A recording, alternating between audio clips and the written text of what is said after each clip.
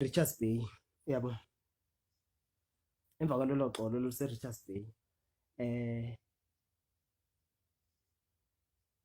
ingibizi ibandla ngicabanga ukuthi selifikile nalo la liyabuka njengamanje angikhuluma wona manga lingibizi ibandla balingibizi ibandla thiwa pholo enkabi manje sizocela usho ubafu umthandeni ethi inkabi sizocela ukuthi lana konke ufuna ungenzele wena ufuna uxhumane nobani nomgodi ngishaya amakhala mina kanjani manje uyabona hayi eyisho lento le kushuthi mhlambe eyisho thola ukuthi anginakanga hayi ngikhomba ungayinaki lento le futhi yabo ngathi angiyithandi yabo angithi kanjani ngenzeka kanjani lento le hayi ngiziphi kuhamba isikhashana phinde futhi eyikhulume lento hayi inkabi manje lana izocela ukuthi uxhumane nomgodi ukuze uzoba umuntu ozostressela indaba ngale ngakuyena hayi ngathi mina bafolo into kanjani ngenza kanjani nje ngoba angithandi into ezongenza ebandleni ngibe umuntu wrong uyabona sixhumana nabanye abantu against nabo yabo sine vibe nabo and mina mase ngixhumana futhi nalowo muntu kanjani manje yabona into kanjalo yenzeka kanjani yabo hayi ikhomba ukuthi le nkabi le i-serious ngalento lena ngibathi ngishaya amakhala ngibheka le hayi ngibelesele uyabo ngathi mina ngicela lazi ibandla bayazi omngoma bakhona la bangibuka la mshovu khona la uyangibuka nonke libandla bengisebenza nalo sigida nalo niyakwazi lokho angiqambona mama ngithi manje ngikhuluma iqiniso ukuze uyabona wonke umuntu angizonda uPholo azi ukuthi okay Pholo sikuzondela ukuthi nokuthi uyabona khose ngikhathele manje ukuthi lokho ngiyavika mina ngapha ngiyavika njengomfana ngizama ungavezi izinto edeep bona bayangijoja ngapha angithandi lonto so nami ngcono ngihlambuluke ukuze ngizondele into engiyaziyo finish and fly yabo hayi engincenge umthandeni ungincengela ukuthini njalo ngixhumane nomgodi okay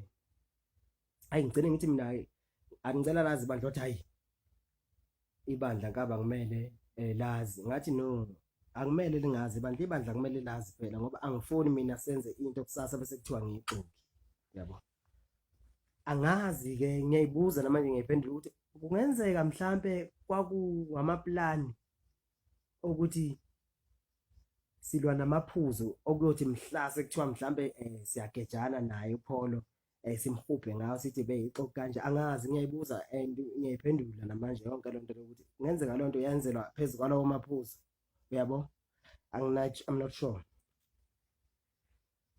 hayi ngitshene ibandla ngilazise liyakwazi lokho ngisho ngingabuza noma ubani nithatha ifoni yabo nibafonele esayidini lokutshena ibandla liyakwazi lokho lizokuvuma ngoba namhlanje mina sengiyalikhuluma iqiniso belokhu ngiyifihla lento angifuni uqamba amanga bafethu bengiyifihla ngoba ngazi ukuthi uyabona abafethu angikwazi ukuthi mase ngiphumele nami inxiwana lami ngimlapha sengizokhuluma indaba no angifuni lonto leyo ngabe phela futhi indaba nezwile uma kuthiwa bengihlose ukukhuluma indaba angithi ngiyikhiphile EP inengoma zo2 ngangixoba ababhemu amathemba angikhuluma ngendaba zamuntu uyabo wabuya futhi yena ubafu wazothi ngijikelwa yini ingane zami nginizana yabo futhi angizange mina lokho kungiphathe kabuhlungu ngayenza futhi iclip yalabo ngikhombisela ukuthi ngithi ayivotelwe ngayenza futhi neclip kaKhuzani phela ngiyimele manje yabo angimele bese ngithatha isayidi ngithi nginyanya abantu cha mina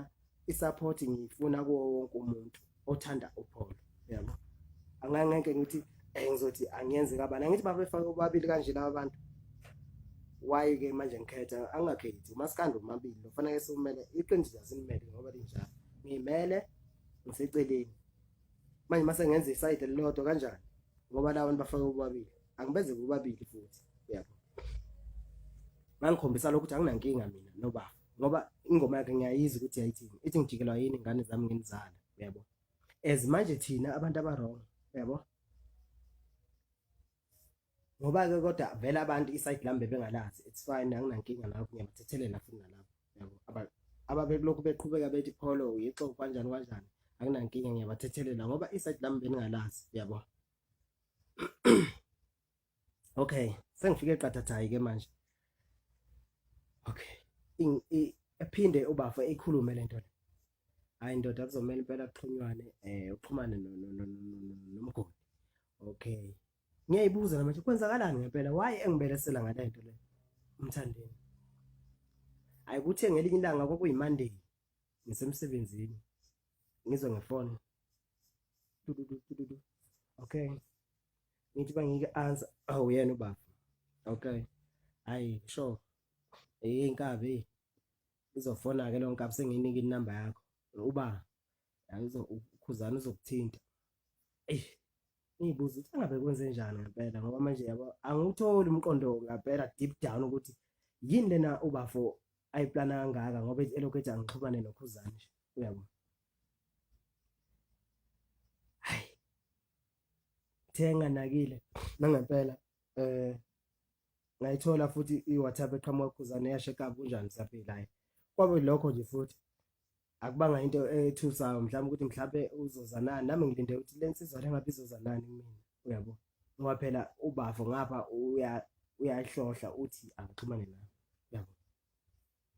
Hayi sasibingelana kuphele kanjalo futhi buza impilo phele kanjalo futhi ngilitshene nalo ibandla liyazi uyabo ukuthi hayi ikangithinta lenkabi le ayikho into ebengiyifihla ngithi ngoba kahle hle amanga mina iwona engafuni uyabo.